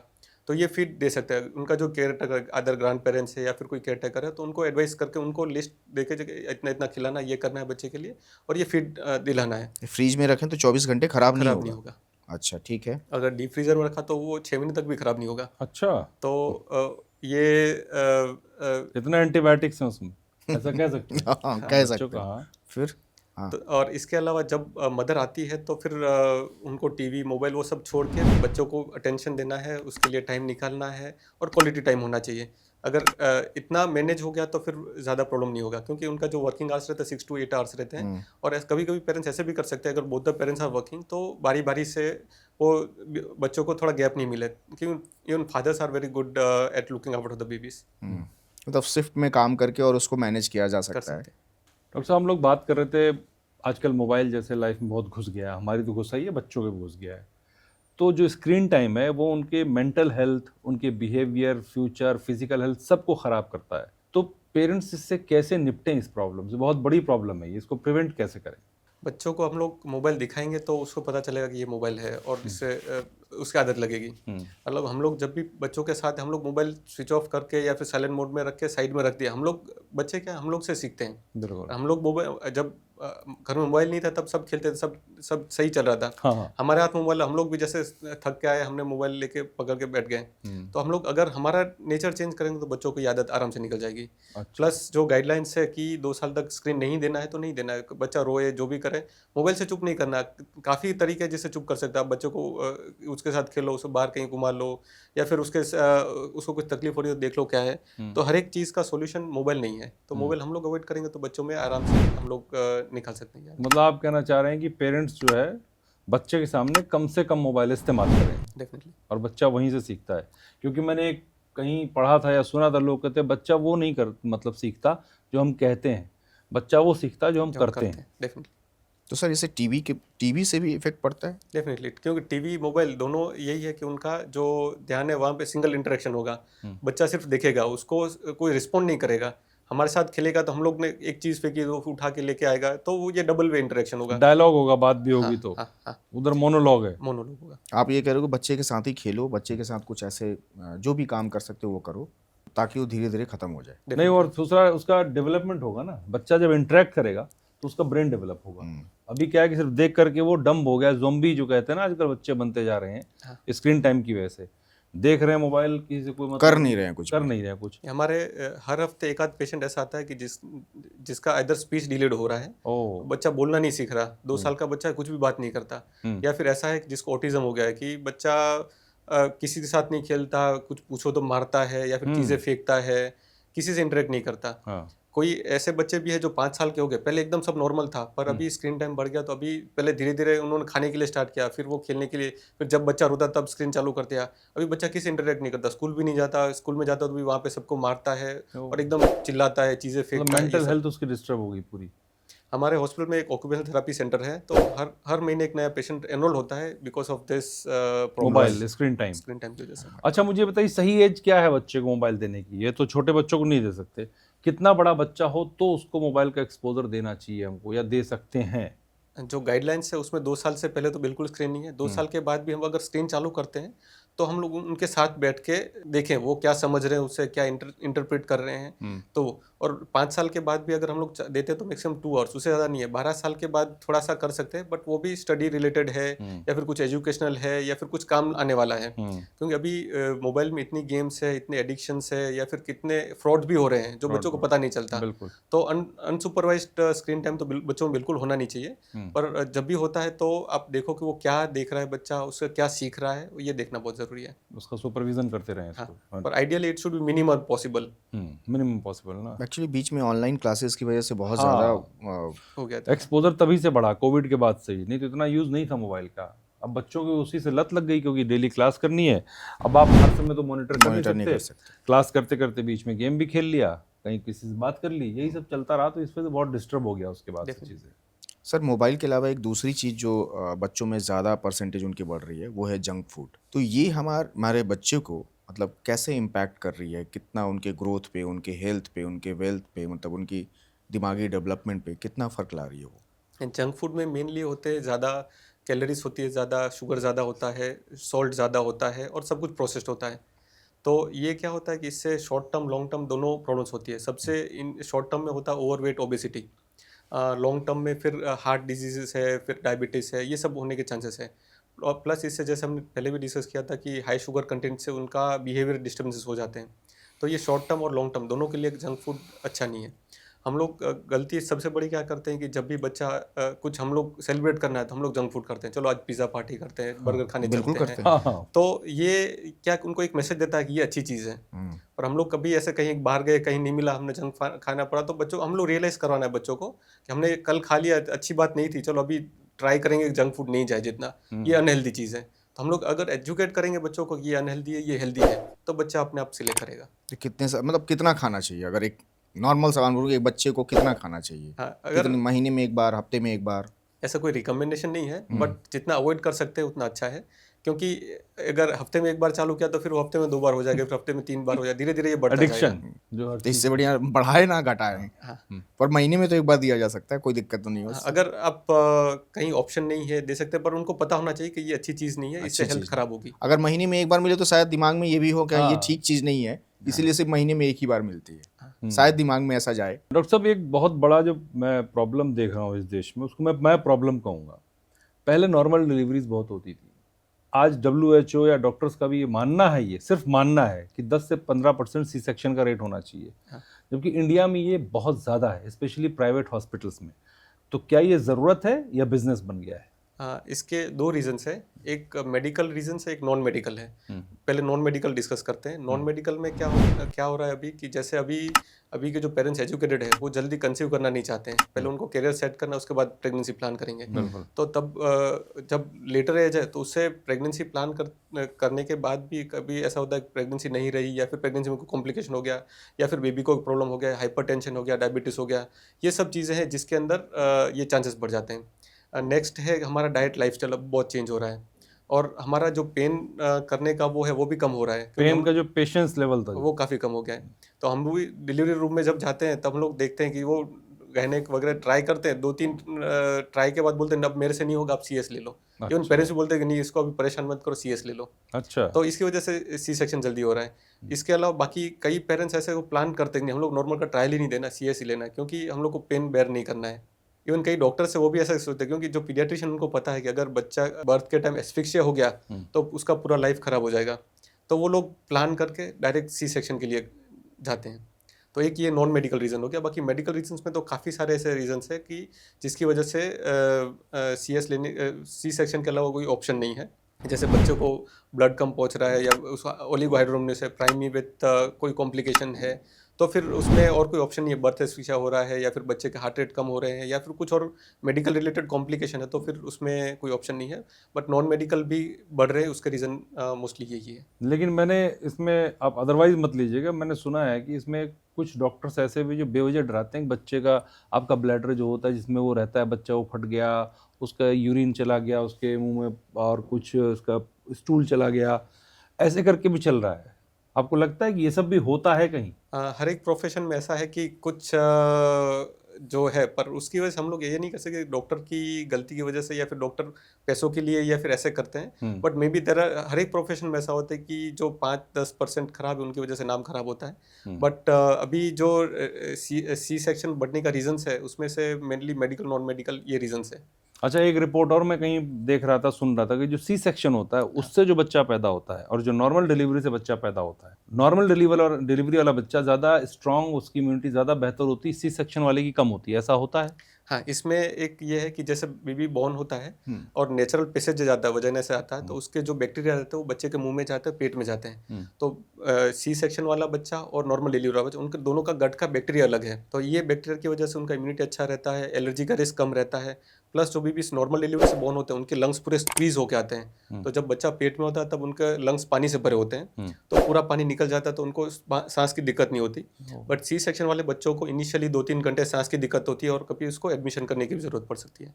तो ये क्या लाइफ लॉन्ग भी इम्पैक्ट करती हैं चीज़ें? नहीं, ये चीज़ लाइफ लॉन्ग नहीं करती, बट मे बी उसका गट बैक्टीरिया की वजह से थोड़ा सा गट इश्यूज या फिर इम्यूनिटी या फिर एलर्जी वाला वो हम लोग कर सकते हैं। पर इसके अंदर ज़्यादा स्टडीज आएगी तो फिर पता चलेगा कि कितना डिफरेंस है। माँ में क्या डिफरेंस हो जाता है, जो माँ नॉर्मल डिलीवरी करती है और जो माँ C सेक्शन से होती है? हाँ, जो C सेक्शन से उनको स्टिचेस इतने ज़्यादा है तो फिर वो उनको थोड़ा पेन रहेगा, रेस्ट ज़्यादा करना पड़ेगा। प्लस वो उनको थोड़ा ऐसा होगा C सेक्शन में ब्रेस्ट फीडिंग नहीं आएगा, तो ये थिंकिंग की वजह से भी बच्चे को फीडिंग नहीं मिलता, तो मदर को भी ये पेन वगैरह वो रहता है और बेबी को भी ये कॉम्प्रोमाइज़ करना तो पड़ता है। लॉन्ग टर्म हेल्थ में भी दिक्कत होती है? लॉन्ग टर्म नहीं रहता। नहीं रहता, नहीं। नॉर्मल रहता है दोनों का। हाँ। अब एक चीज़ यहीं पे एक और सवाल आता है कि हम जब कंसीव करता है, एक माँ जब कंसीव करती है, 9 महीने लगातार हम लोग अल्ट्रासाउंड कराते हैं, लगातार लगभग। उसके बावजूद लास्ट मोमेंट पे जब हॉस्पिटल में एडमिट होता है, तब ऐसा क्या मतलब ऐसी प्रॉब्लम अचानक से क्यों आ जाती है कि सी सेक्शन करना पड़ता है? इसमें जो मेडिकल कंडीशंस है कि बच्चे का हार्ट रेट कम हो रहा है, या फिर कभी ऐसा होता है कि बच्चे ने अंदर स्टूल पास कर दिया और वो एस्पिरेट हो गया, जिसकी वजह से बच्चे के हार्ट रेट कम हो गए हैं, तो ये बर्थ एस्फिक्सिया है वो बहुत क्रिटिकल है। जैसे एक अगर बर्थ एस्फिक्सिया हो गया तो देयर आर चांसेस कि बेबी सीपी हो सके। तो इस कंडीशन में जल्दी सी सेक्शन लेना पड़ता है। कभी ऐसा हो गया पानी निकल गया, अर्ली पानी निकल गया, अंदर पानी नहीं है, क्योंकि पानी के मूवमेंट से बेबी आउट होता है, तो बेबी फंस गया, तो फिर वो लास्ट मोमेंट पे डिसीजन आते हैं। सब कुछ ठीक चल रहा है तो भी लास्ट में अगर कोई मेडिकल कॉम्प्लिकेशन है तो फिर सी सेक्शन की जरूरत पड़ सकती है। एक सबसे बड़ी कॉमन चीज कही जाती है कॉर्ड फंस गई बच्चे के गले में। वो तो नॉर्मल है, वो तो सबसे जैसे ही आसान जाओ है। सब, ये कह दिया था कॉर्ड फंस मतलब गई। ये धंधे वाले जितने हॉस्पिटल है वही कहते हैं, मैं तो हम लोग ये कह सकते कॉर्ड हैं। अराउंड द नेक होता है, बट उसमें वो एक इंडिकेशन नहीं है सी सेक्शन के लिए। पर अगर कॉर्ड अराउंड द नेक है और पानी कम हो गया, ओलिगोहेड्रोनियस है, तो फिर वो सी सेक्शन के लिए एडवाइस करते हैं। बट वो बेबी के मॉनिटरिंग पर डिपेंड करता है। कॉर्ड फंसी हुई है और बच्चे के हार्ट रेट कम हो रहे हैं, तो ये एक बर्थ एस्फिक्सिया का साइन है और पर इसमें डॉक्टर CS साहब की है कि जरूरत 9 पड़ती है। महीने लगातार पेरेंट्स डॉक्टर के पास लेके जाते हैं, उनके अल्ट्रासाउंड कराते हैं, लगातार कंसल्ट करते हैं, बावजूद सब कुछ ठीक रहता है, 9वें महीने में आके कहा जाता है कि नहीं ये नॉर्मल नहीं होगा, अब ये सी सेक्शन होगा। हाँ। कई बार ऐसा होता है। हाँ। ये मतलब बहुत सारे हमारे दोस्त साथी, मेरा खुद का सबका एक्सपीरियंस है कि कई बार ऐसा होता है। तो ये जो नॉर्मल प्रोसेस है, सब कुछ नॉर्मल है, पर जब बेबी बाहर निकलने की कोशिश कर रहा है, बाहर आ रहा है, तब बेबी को कुछ कम तकलीफ हो रहा है। जैसे उसको कॉर्ड का अभी हमने डिस्कस किया, कॉर्ड फंस गया तो उसके क्या कि जो सर्कुलेशन है, उसका ऑक्सीजन लेवल है वो कम होने के चांसेस है। तो ये प्रिवेंट, अगर उसके धड़कन कम हो रही है तो सी सेक्शन लेने की जरूरत पड़ सकती है। अगर पानी बहुत निकल गया और बेबी बाहर निकल नहीं आ रहा, इसमें जो स्टेजेस ऑफ लेबर रहता है कि इतना ये stage, second stage, third stage of labour, वो टाइम से ज़्यादा प्रोलॉन्ग हो रहा है और बेबी के हार्ट रेट कम हो रहे हैं, तो सी सेक्शन की ज़रूरत पड़ सकती है। अब सर आपके एक प्रोडक्ट पे आते हैं। आपने एक बहुत अच्छा प्रोडक्ट बनाया, जैसा मैं देखा और पढ़ा, इटामिन्स। ये क्या है और क्यों इंट्रोड्यूस करना पड़ा आपको? इटामिन्स एक किड्स का न्यूट्रिशन प्रोडक्ट है। जो हम ओपीडी में देखते थे बच्चे, तो आइदर वो माल नरिश थे जिनको न्यूट्रिशन कम मिल रहा था, या फिर कुछ थे ओवरवेट ओबेस थे। जो नॉर्मल बच्चे, उनको जल्दी बीमार नहीं पड़ते, जल्दी आने की ज़रूरत नहीं पड़ती। पर इन बच्चों को देख के हमने सोचा कुछ इनके लिए करना चाहिए, क्योंकि मार्केट में मिलने वाले जो प्रोडक्ट्स थे, जैसे इनिशियली जो बड़ी बड़ी ब्रांड्स थी उसमें शुगर कंटेंट बहुत ज़्यादा था। अभी नए ब्रांड्स आ रहे हेल्दी कह के, बट वो शुगर की जगह जैगरी लगा देते हैं। नो एडेड शुगर और अंदर जैगरी होता है। शुगर और जैगरी दोनों सेम है और वो जैगरी शुगर से भी ज़्यादा डाल देते हैं। तो ये सब फॉल्स मार्केटिंग की वजह से लोग बहुत कंफ्यूज हो रहे थे। हम लोग वो डब्बा लेके, सर हम लोग ये लेके नहीं, उनको लेबल पढ़ाते हैं, देखो इसमें कितना शुगर कंटेंट, इतना नहीं देना चाहिए। तो इस हिसाब से फिर हमने लॉन्च किया। तो हमने इसमें जो हमारे जो प्रोडक्ट्स इस रेंज में ऐसा है कि एक प्रोटीन पाउडर है जिसमें अंदर हमने वे प्रोटीन किया, और क्योंकि बाकी सारे प्रोटीन पाउडर्स में बहुत कम प्रोटीन था, तो हमने थोड़ा प्रोटीन ज़्यादा बढ़ा के और वे प्रोटीन फॉर्म में डाला, क्योंकि ये कॉस्टली होता है, ज़्यादा मार्केट में ये ब्रांड ऐसा ब्रांड नहीं लाते। इसके अलावा हमने मल्टीग्रेन सत्तू इंट्रोड्यूस किया। जो सत्तू चना सत्तू है वो इससे एकदम अलग है, जो बच्चों के ग्रोथ के लिए ज़रूरी है। इसमें कई सारे ग्रेन्स है, कई सारे मिलेट्स है, कई सारे ड्राई फ्रूट्स है, तो एडिक्वेट प्रोटीन मिल जाएगा, फैट्स मिल जाएंगे और माइक्रोन्यूट्रिएंट्स भी कवर हो जाएंगे। तो जो बच्चे अच्छे से खाते नहीं है और जिनका ग्रोथ नहीं हो रहा, उनके लिए ये प्रोडक्ट्स थोड़े यूज़फुल होते हैं। इसके अलावा कोई बच्चे ऐसे, जैसे आयरन डेफिशिएंसी बहुत कॉमन है, तो आयरन की दवाई नहीं खाते, तो उसके लिए गमीज है, शुगर फ्री वाली आयरन गमीज से वो गमीज की ईजिली ले सकते हैं। तो इस टाइप के प्रोडक्ट्स हमने विटामिन्स की कैटेगरी में लॉन्च किए हैं। ये कब से देने चाहिए बच्चों को? सभी बच्चों को हम एडवाइस नहीं करते। इवन मैं मेरी प्रैक्टिस में हफ्ते में 1 या 2 बच्चों को ही लिख के देता हूँ, पर जिनको ज़रूरत है उनको एडवाइस करते हैं। जैसे कोई आयरन का सिरप दे रहे हैं हम लोग, आयरन सिरप सस्ता होता है, गमीज कॉस्टली होते हैं क्योंकि उनमें मेकिंग चार्जेस बहुत ज़्यादा रहते हैं। तो अगर बच्चा नहीं पीता और फिर भी आयरन कम है, तो फिर हम लोग एडवाइस करते हैं। अदरवाइज रूटीन जो नॉर्मल ग्रो हो रहे हैं, जिनका बैलेंस न्यूट्रिशन, उनको मना करते हैं, उनको ये सब ज़रूरत नहीं है। जिनका ग्रोथ नहीं हो रहा, बच्चा बार बार बीमार हो रहा है, उनके लिए हम लोग एडवाइस कर सकते हैं। अगर कोई मतलब और प्रोडक्ट ले रहा है उससे बढ़िया विटामिन्स ले, आप ये कह रहे हो? हाँ। तो कैसे डिफ्रेंशिएट करते हो बाकियों से? हमने इसमें एडेड शुगर्स नहीं डाले, और हमारा जो प्रिजर्वेटिव्स होते हैं वो सत्तू में कोई एक भी प्रिजर्वेटिव नहीं है। प्लस हमारे जो गमीज है उसमें सिर्फ विटामिन्स गमीज नहीं है, उसमें इम्यूनिटी गमीज है, उसमें बहुत सारे प्रोडक्ट्स हैं जो एज इम्यूनिटी के लिए हेल्प करेंगे। जिसमें सिर्फ मार्केट में मिलने वाले विटामिन सी और जिंक को इम्यूनिटी गमीज बोलते हैं, पर हमारे इसमें विटामिन सी, जिंक, B12 और इवन आयुर्वेदिक प्रोडक्ट्स है, जिसकी वजह से ये एक्चुअल इम्यूनिटी में हेल्प करते हैं। ओके। और ये ऐसे बच्चों में है जिनका ग्रोथ कम है या फिर उनको ज़रूरत है रियल में, उनको एडवाइस करते हैं। सभी बच्चों को कितने साल तक मैक्सिमम कितने साल के बच्चे ले सकते हैं? इसमें जो प्रोडक्ट्स है वो 8 महीने से लेके बड़े बच्चों इवन एडल्ट्स भी यूज़ कर सकते हैं, क्योंकि कुछ प्रोडक्ट्स मैं भी यूज़ करता हूँ। जैसे सत्तू है, हम लोग घर में रोटी बनाते हैं, रोटी में इतना प्रोटीन नहीं है तो हम लोग अंदर सत्तू मिक्स करके फिर उससे रोटी बनाते हैं, तो फिर वो हेल्थ के अच्छा, लिए बड़े भी ले सकते हैं उसको? डेफिनेटली। कितने कितने आइटम हैं इसमें विटामिन्स में? विटामिन्स में 2 सत्तू के प्रोडक्ट्स है, एक जूनियर और एक नॉर्मल, जिसमें सारे ग्रेन्स और मिलेट्स और ड्राई फ्रूट्स वगैरह आ जाते हैं। गमीस की एक रेंज है जिसके अंदर डिफरेंट काइंड ऑफ गमीस है, और प्रोटीन पाउडर से डिफरेंट एजेस के लिए। एक जूनियर है जो 8 साल से छोटे बच्चों तक है। एक डायबिटिक्स के लिए शुगर फ्री वाला प्रोटीन पाउडर है जिसमें भी वो वे प्रोटीन है। एक बड़े बच्चों के लिए हाई प्रोटीन है जो 8 साल से ऊपर वाले ले सकते हैं। डॉक्टर साहब ने डोकरा नाम से भी एक प्रोडक्ट लॉन्च किया है, तो उसका कोर मिशन मतलब इम्पैक्ट क्या है, पर्पस क्या है, और वो जो आजकल बच्चे हैं चाहे वो न्यूबॉर्न हो या यंग किड्स हैं, उनकी हेल्प कैसे करता है पेरेंट्स की डेली केयर में, हेल्थ केयर में? डोक्यूरा जो है वो एक बीबीज का स्किन केयर ब्रांड है। अच्छा। वो हम जब ओपीडी में देखते थे पेशेंट्स, तो हम लोग देखते थे सबकी स्किन बहुत ज़्यादा ड्राई रहती है, प्लस वो जो प्रोडक्ट्स यूज़ करते हैं उसमें एसेंशियल इंग्रेडिएंट्स नहीं है। जैसे मैंने इनिशियली बताया कि सोप जो रहता है वो बच्चों में इंडिकेटेड नहीं है। एक सिंडेट बार होना चाहिए, न्यूट्रल पीएच होना चाहिए, अगर मॉइस्चराइजर तो वो थिक मॉइस्चराइजर होना चाहिए, सेरामाइड्स होने चाहिए, डायपर रैश क्रीम है तो उसके अंदर जिंक होना चाहिए। तो ये सारी बेसिक चीज़ें प्रोडक्ट्स में नहीं थी, पर फिर भी ये प्रोडक्ट्स लोग इन एंड आउट यूज़ करते थे, तो उनको एक ट्रस्ट बैठे, और हम लोग जैसे रिकमेंड करते हैं बच्चों को ऐसे वाले प्रोडक्ट्स लॉन्च करने के लिए हमने ये ब्रांड लॉन्च किया, और इसका नाम भी डोक्यूरा ऐसे रखा है कि डॉक्टर्स क्यूरेटेड। तो लोगों को थोड़ा ट्रस्ट भी बैठे, और इसमें जो इंग्रेडिएंट्स है ऐसा नहीं है कि सब नेचुरल इंग्रेडिएंट्स है तो नेचुरल सेफ है, ऐसा ज़रूरी नहीं है। क्योंकि इसमें कुछ इंग्रेडिएंट्स है जो जिसकी ज़रूरत है, सेरामाइड्स की ज़रूरत है शरीर में, जिंक की ज़रूरत है हीलिंग के लिए, तो ये सब नेचुरल से नहीं मिलता, तो इसके लिए हमने ये एक ब्रांड लॉन्च किया था। और कितना सेफ है आपके दोनों ब्रांड, विटामिन्स और डोकूरा? हाँ, दोनों एज अ पीडियाट्रिशियन हम लोग रिकमेंड करते हैं, और डेली रूटीनली हम लोग जो एडवाइस कर देते हैं उसी के वर्जन है सारे। और सर ये अवेलेबल कैसे हैं, कैसे लोगों को मिल सकते हैं? मतलब ये ऑनलाइन, हमारा वेबसाइट है, वहाँ से ऑनलाइन मिलेंगे, सारे ऑनलाइन प्लेटफॉर्म से मिल जाएंगे, मेडिकल स्टोर से भी मिल जाते हैं। अच्छा, मेडिकल स्टोर पे रहते हैं? हाँ, ऑल ओवर इंडिया? गुजरात में अभी है हमारे जो मार्केटिंग है वो, बाकी ऑल ओवर इंडिया ऑनलाइन मिल जाते हैं सारे प्रोडक्ट्स। ओके, ठीक है सर। तो वो क्या वेबसाइट पे मिलेंगे या किसी ऑनलाइन प्लेटफॉर्म पे भी? सारे मेजर ऑनलाइन जो अमेजोन, फ्लिपकार्ट, फर्स्ट क्राई, सारे है, प्लस हमारा वेबसाइट है vitamins.in और डोक्यूरा.in, वो दोनों साइट्स पे मिल जाते हैं प्रोडक्ट्स। सर अब हम फास्ट फॉरवर्ड राउंड करते हैं। ये फास्ट फॉरवर्ड राउंड जो होता है इसमें 1 लाइन या 1 वर्ड जैसे आपको लगे आप ये जवाब ले सकते हैं।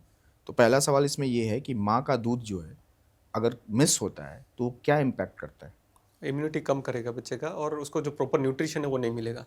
शुगर जो होती है वो बच्चों को किस एज के बाद इंट्रोड्यूस करनी चाहिए? Ideally after 2 years of age, but इससे भी डिले कर सके तो बेटर है। फार्मूला मिल्क सेफ ऑप्शन है या लास्ट ऑप्शन है? Last option. मल्टीविटामिन्स जो देते हैं बच्चों को डेली देना सही है या गलत है? नहीं, ज़रूरत नहीं है। अगर कोई बच्चे को ज़रूरत है, कोई डेफिशिएंसी के साइन है तो ही देना है, अदरवाइज नहीं। बहुत सारे आजकल पेरेंट्स हो ना गूगल डायग्नोसिस करते हैं, वो हेल्पफुल है या मतलब गलत है? नहीं, वो गलत है, क्योंकि सब डायग्नोसिस के साथ ही आते हैं और फिर डायग्नोसिस कुछ अलग निकलता है। अच्छा। बच्चों को मेडिसिन देने का सबसे इजीएस्ट वे क्या हो सकता है? ईजीएस्ट वे मीन्स ड्रॉपर के साथ दे सकते हैं, या फिर पानी के साथ घोल के दे सकते हैं, या फिर उसको समझा के दे सकते हैं कि दिस इज ये दवाई है, आपको काम करेगी। अब जाते जाते आपसे 2 सवाल करके जाते हैं। पहला ये कि आप पेरेंट्स को 3 टिप्स दें जिनसे उनका बच्चा हेल्दी रहे हमेशा, और दूसरा हर घर में कौन सा एक मेडिकल किट हो जिसमें थोड़ी बहुत दवाइयाँ जिनसे वो बच्चे जो भी बच्चा हो वो हमेशा सेफ रहे। तो 3 अगर सजेशन मैं देना चाहूँगा पेरेंट्स को, तो नंबर 1 इज आप ब्रेस्ट फीडिंग को कभी लाइटली मत लो, उसको 2 साल से पहले कम बंद नहीं करना है, और न्यूट्रिशन पे फोकस कीजिए, न्यूट्रिशन एकदम प्रॉपर होना चाहिए। सेकंड वन इज आप बच्चों के साथ इमोशनली फिजिकली अटैच रहें ताकि उनका डेवलपमेंट अच्छा हो। और third one most important is unnecessary medicine को अवॉइड करो, जब तक ज़रूरत नहीं तब मेडिसिन नहीं देना है। और अगर मेडिकल किट की बात करें तो एक पैरासीटामोल होना चाहिए, जिसका डोज आपको ध्यान होना चाहिए, कौन सा सिरप है, ड्रॉप्स है, क्या स्ट्रेंथ में है। एक पैरासीटामोल है फीवर के लिए। वॉमिटिंग का एक दवाई रख सकते हैं, ऑनलाइन है, जिसके अंदर अगर कहीं इमरजेंसी में वॉमिटिंग हुआ और फिर हॉस्पिटल पहुंचते पहुंचते बहुत ज़्यादा वॉमिटिंग हो गई, डिहाइड्रेशन नहीं हो जाए, तो एक वॉमिटिंग का दवाई रख सकते हैं। ORS रख सकते हैं, कभी दस्त चालू हो गए, रात को दस्त है, बच्चा खाना नहीं खा रहा, तो ORS आप चालू कर सकते हैं, तो वो प्रिवेंट कर सकते हैं। इसके अलावा न्यूबॉर्न बेबीज में सलाइन नेजल ड्रॉप्स रख सकते हैं, क्योंकि कभी नाक ब्लॉक हो गया, बच्चा फीड नहीं कर पा रहा, तो फिर वो तकलीफ नहीं करे। तो ये मेडिसिन है जो रख सकते हैं, इसके अलावा और एक्स्ट्रा मेडिसिन की ऐसा ज़रूरत नहीं है। तो मेरा आखिरी सवाल ये है कि जो स्पोर्ट्स है या फिजिकल एक्टिविटी है बच्चों के लिए, वो मेंटल डेवलपमेंट में कितना रोल प्ले करते हैं? फिजिकल एक्टिविटी से उनका ब्लड का सर्कुलेशन बढ़ेगा, उनकी जो कोऑर्डिनेशन है, अटेंशन है, वो सब होता हो तो ब्रेन डेवलपमेंट डेफिनेटली हेल्प करेगा। तो जितनी स्टडीज़ हुई है कि जो बच्चे स्क्रीन टाइम है और जो फिजिकल एक्टिव है उसमें ज़मीन आसमान का फ़र्क है। अच्छा, तो physical activity is must for all the kids, और at least 1 hour in 24 hours should be active physical activity होना चाहिए। और कुछ बच्चे जो बहुत इमोशनल होते हैं, उनको कैसे मजबूत बनाया जाए? तो emotional is a part of life. तो सभी इमोशनल होते हैं, बट जो एक्सेसिव है उनकी बात कर। हाँ, तो ये भी मीन्स अगर इमोशनल एक्सप्रेस कर रहे हैं तो वो अच्छी बात है। कभी उनको टोकना नहीं चाहिए कि तू लड़का है, रोना नहीं है, या फिर इतना ढीला नहीं बनना है, ये सब एडवाइस नहीं है। अच्छा। अब अगर बच्चा रोता है तो उसको पूछो क्या तकलीफ है, वो रोता है, रोने दो ना, it is a normal part. ऐसा कभी नहीं बोलना है कि आप बच्चे लड़के हो आपको रोना नहीं है, ये सब नहीं करना है। बाकी इमोशनल जो है that is a part of life, वो थोड़ा सा जेनेटिक भी होता है। जो पेरेंट्स ज़्यादा इमोशनल, बच्चे थोड़े ज़्यादा, प्लस घर का एनवायरनमेंट बहुत ज़्यादा हेल्प करता है। जहाँ पे ऐसा एकदम स्ट्रिक्ट है, रोना नहीं है और ये ऐसे रहना, ऐसे वो रहना, जितना स्ट्रिक्ट है बच्चे इतने दिखने में स्ट्रॉन्ग लगते हैं बट अंदर से इमोशनल होते हैं, तो फिर वो ओवर अ लॉन्ग टर्म उनका वो जो मेंटल स्टेबिलिटी है वो नहीं होगा। तो अगर इमोशनल है बच्चा है तो फिर नॉर्मल है, उसके लिए ज़्यादा इमोशनल है उसके लिए कुछ अलग से करना, ऐसा कुछ एडवाइस नहीं है। बहुत अच्छी बात बताई डॉक्टर साहब ने। और मुझे लगता है कि ये पॉडकास्ट जो भी बच्चे की माँ बाप हैं जो केयर कर रहे हैं, अभी जिनके छोटे बच्चे हैं, उन सब के लिए बहुत अच्छा काम करेगा। और जो माँ बाप बनने की सोच रहे हैं, फ्यूचर में प्लान कर रहे हैं, उनके लिए भी बहुत अच्छी चीज़ें हैं। और मतलब डरने की ज़रूरत नहीं है। आप अगर बच्चे को अगर अच्छे से अपने बच्चे को हेल्दी रखना चाहें तो अगर ये पॉडकास्ट सुन लेंगे तो आप बच्चों को हेल्दी 5 साल तक तो आराम से रख लेंगे। नहीं, अगर आपने 5 साल तक रख लिया तो 5 साल में उसका 90% ब्रेन डेवलप हो गया, तो पूरी लाइफ लॉन्ग वो अच्छा रहेगा, हेल्थ उसकी डेवलप हो गई। तो वही तो मेन टिप्स आपको मिल गया कि अपने 5 साल तक के बच्चे को आप 90%। बस यहाँ एक दिक्कत आ सकती है कि वैसे तो अब सब न्यूक्लियर फैमिलीज है, लेकिन जहाँ जॉइंट फैमिलीज होंगी, जहाँ दादा दादी होंगे, वो थोड़ा पुराने नुस्खे को अपनाने की कोशिश करेंगे, तो वहाँ पे आपको बैलेंस करना है थोड़ा सा। डॉक्टर साहब का पॉडकास्ट दिखा के आप बता सकते हैं। बिल्कुल बिल्कुल, बहुत अच्छा लगा, आपने बहुत अच्छी बातें बताई डॉक्टर साहब। Thank you so much.